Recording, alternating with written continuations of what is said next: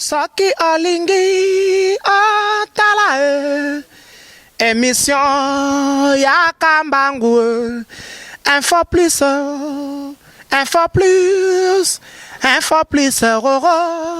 aïe aïe aïe na cliquer na koti YouTube na tala info plus pona mona bansango ya miziki ya culture pea makambonyo César kao info plus tala pe mona info plus otala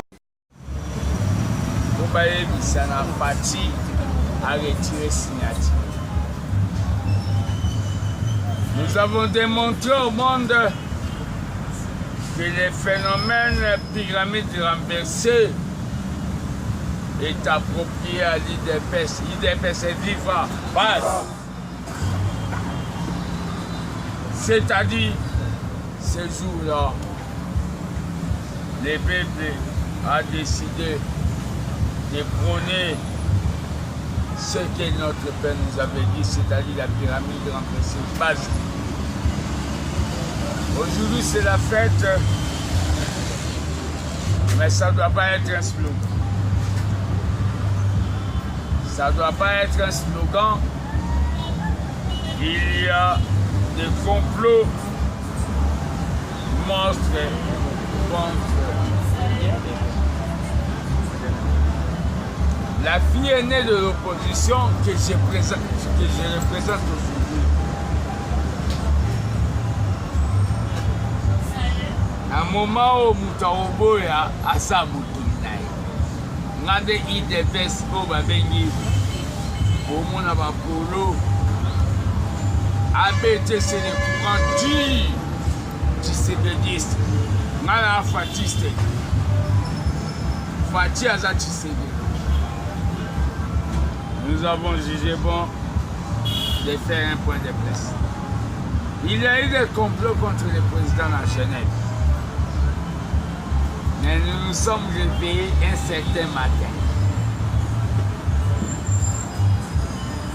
pour dire au président qu'il doit retirer sa signature. Et le président est Robeti la Fatima Bouti.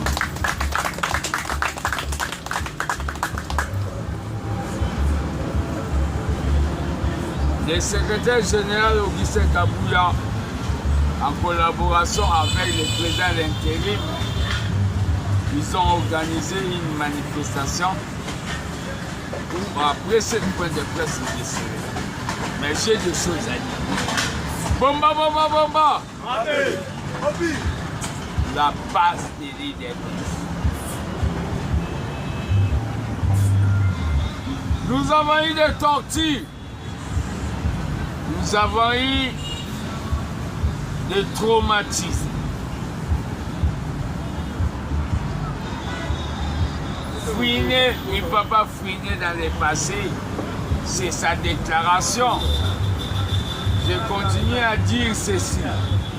Papa Obaïba Gizi Batanaï na Kingaka Tipo Akonisa la ferme.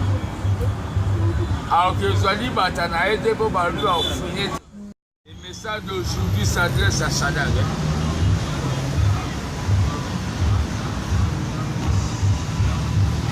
Tu étais à l'IDPS, tu n'as rien fait. Tu es chez Kabila, t'a donné 150 millions pour faire la campagne, tu n'as rien fait. Tu es un enfant. Ferme ta bouche.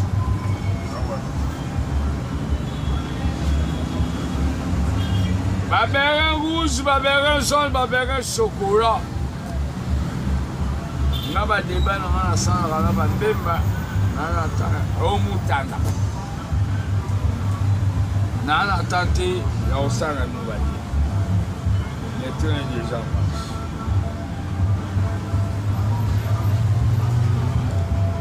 Nous devons dire ceci. L'esprit de Tshisekedi est à moi. Bateau va au boulet, va au salama mabé.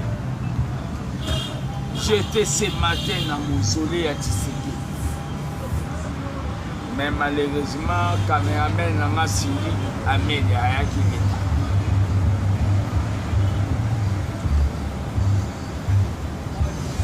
Nous allons commencer ce qu'on appelle une année Oyo Eza été à l'issue. Eza Tolo va combattre 70% aux Avandegono ya Miabi au Tchabana Missana Place. Je vous dis, Fatih va faire des mandats. Après Fatih, c'est dans ses comptes. Nous allons commencer la caravane anticorruption à FP. L'industrialisation, c'est le développement du Congo. Voilà. Aux traîtres, à tous les gens qui sont en ligne de baisse, qu'on a corrompus, c'est pas des batailles. C'est contre la corruption. Je ne combats pas Kabila, Mobali Yaoli. Je combats Kabila système. Oh, on a vendu Kingoka Tchalata Babot. Azane à l'aise. Combat dans les années dans le système. Il y a des kabilistes plus forts que Kabila, Kabal. N'est-ce pas quitter? Oui. Les bureaux de l'ABT pas terminés. Ils vont me donner les rapports. Les gardiens du temple de la démocratie doivent célébrer ce jour. Nous avons initié quelque chose, Banque du progrès social. Autre pays, ça va m'enlever, ça va faire. Les Anambos m'ont fatigué. Les détournements et l'insécurité nous met mal à l'aise. On a brûlé les effigies du président.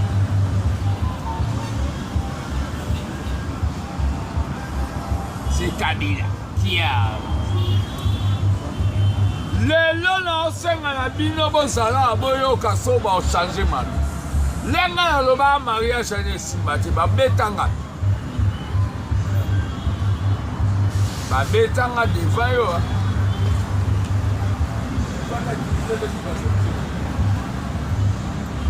La gratuité de l'enseignement. Que Bochab nous démontre là où il a fait même une école au domestique Natango.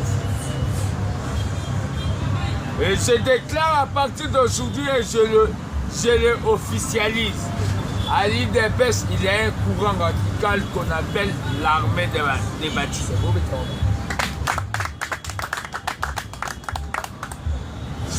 C'est statutaire. Tu serais la Tikabiso. Ce courant peut accepter ce que Fatih a dit, peut aussi refuser.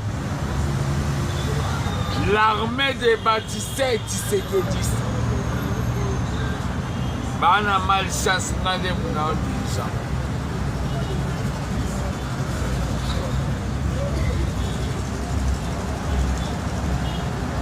Nous devons dire ceci au peuple. Baba Kyungu, j'arrive au Katanga. Je remercie le peuple katangais pour Bandimingaï, la meeting là-bas qui soit. Mais j'arrive au Katanga. On est là. La journée de la passe. Les jours qui sont au salon au Kabou, il y en a Kabou Bazalagati. Vérité, Baboba. Kolo Masoloye. Autant d'un moment à l'autre, expliquez pour moi. J'attends vos questions, je vous remercie. La question. Bien, Fils Moukoko, bonjour. Merci d'abord de tenir point de. Vous allez sentir comment ils vont dire aujourd'hui. C'est 0. Deuxième question. Aujourd'hui, moi, Namboka Kabundu à Kabundu Lobby, il faut mettre fin à la négociation à FTC Nakash. Vous êtes pour ou contre? Je remercie l'Éternel pour appeler Singares. Premier temps que jamais, c'est un combat. Kabombe était la Kabundu Mabokisi. Il m'a donné raison.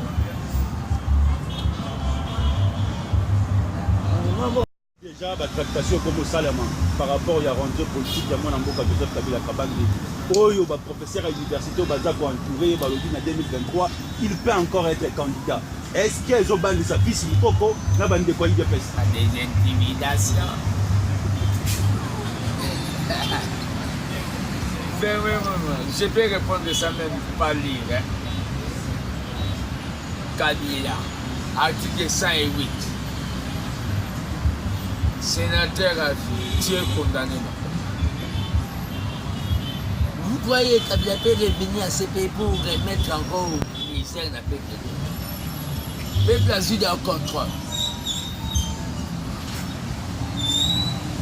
Ne cherchez pas que le peuple saute sur Kabila. Abosana mwana na ya mwasi na ya mobali na lokola sapatu ne ya gauche. Kabila sait il doit être calme jusqu'à ce que va fonder pour na mabata batuna bantaba batanga atana. Je te dis mais c'est Kabila, écoute-moi très. Tu m'as déjà vu chez toi à Kingakati. Bakabu yande bayara na bakabu. Nyamaye Kolomasu. Kabila ne va pas revenir au pouvoir. L'article 54 là, moi, il ne va pas revenir au pouvoir. 108. Toziga la Constitution. Les sénateurs à vie, n'épée. Ramna comment? Kabila yebi babo samba robo bisa Kabila papa. Yango ne nazo bisa ba masa na ya FCC. Ba Mutanga Papa Pitamba. Boye bake. Nga nazo buta pobo za poste ba vient ba mena bino trop. Pour se révolutionner. Mais yo, Goliath wana oya lubaka wana soi-disant. Tana mukolo motuba komone arimashi. Martin Fayou a le bureau de la table de négociation, crise Zali. Est-ce que crise Zali est là? Est-ce que négociation, tu peux qu'il y ait une transition le plus important? C'est et si ah ayemisi peuple nzembwana c'est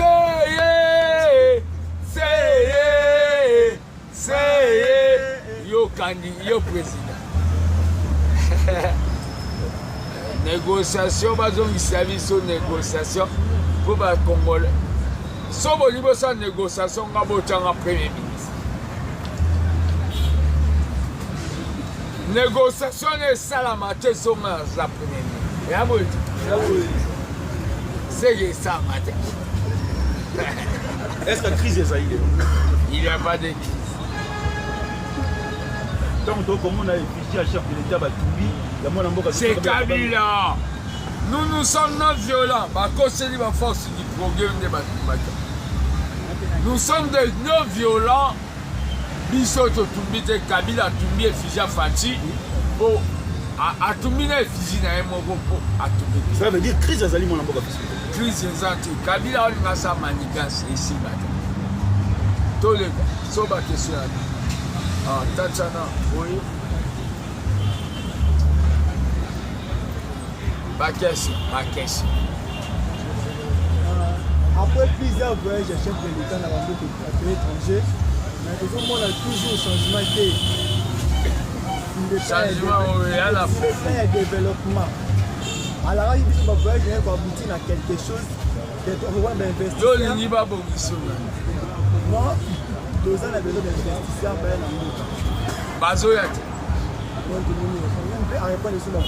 Vous avez besoin de boulot. Oui, on a besoin de boulot. Voyage à chef de l'État. Vous avez vu que Mboka comment Mboka a sonné. A zongi sina ngo babengi le Congo dans le concert.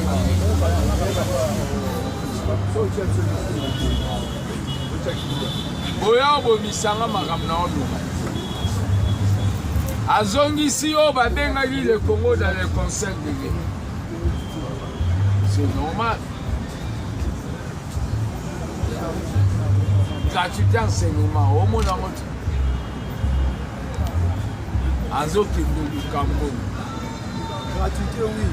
Les autres professeurs ne sont pas payés. Ma promesse de situation, il a dit c'est Le Congo est grand. Ne croyez pas qu'on n'a pas eu baguette magique. Pendant 18 ans, vous n'avez pas demandé ça. Vous aussi, vous avez besoin de lui. Je sais parce que le président a ça. Alors bien, ça, on m'a dit, Toko. Gratuité enseignement et outil n'angambo FCC moi n'amboka Shadrack. Alors pas qu'il y a on a le Kumbashi moi n'amboka biscuit. Et gratuité enseignement et outil na. Baya kisabi se col batangi sabata. Oui, bien, on a un point de presse. Parce que je le capé, j'ai là comme mandataire. Ndenge moi n'amboka Fatia to kuza moi n'amboka Raïs.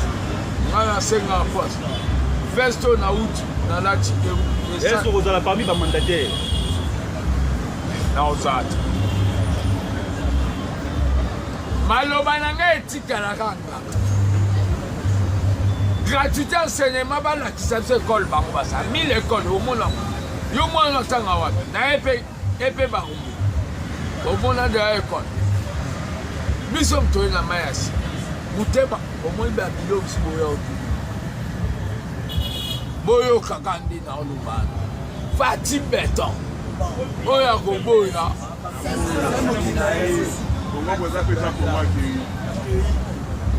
Question.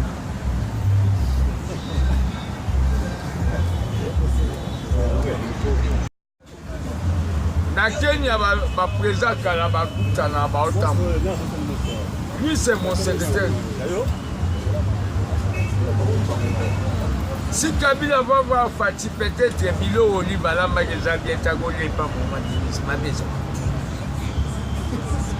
Merci beaucoup. En 2023 qui sera quand? Fati. Alors Caméré. Il a des ambitions politiques. Caméré, il doit déclarer sa candidature, mais l'IDPS se prépare. Est-ce que je peux pas arrêter les gens. Merci. Action.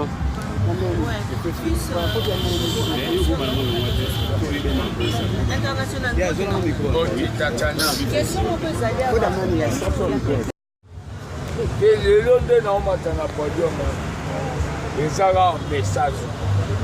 Arrestation à Kabila.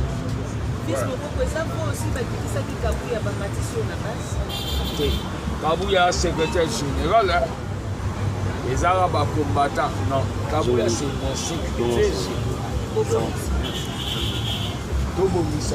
Si on monte à l'objet, est-ce que vous avez les ont des contradictions de pensée. Nazana IDPS au moins va combattre.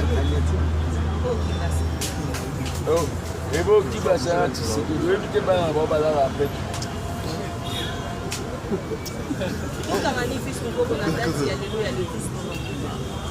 Ils ont journée dans l'ail. Naïm ça fait avec Tchessi. Oh là, au bout, à côté les Angana va petit dans la diamousquette. À Pétou. Au Bakatangasu. Les journées là. Des bazars moutaro de répéter, mais je dis tout simplement tozwi journée yango eza te po bino boya bokangela biso bafoto wana bwakeli bato bayebi bazala basi ya fayulu basi lindo oyebisa Francis Kalombo aya olukanga na basi po na mboka oyo nde eza na Kinshasa po Moïse Katumbi ezanga nde ifuna pesa bon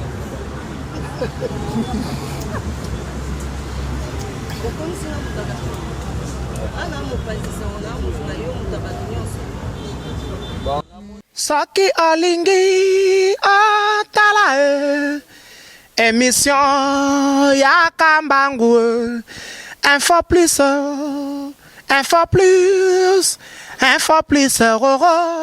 aïe aïe aïe aïe na cliquer na koti YouTube na tala info plus pona mona bansango ya miziki ya culture pea makambo nyonso ezaleka info plus tala pe mona info plus otala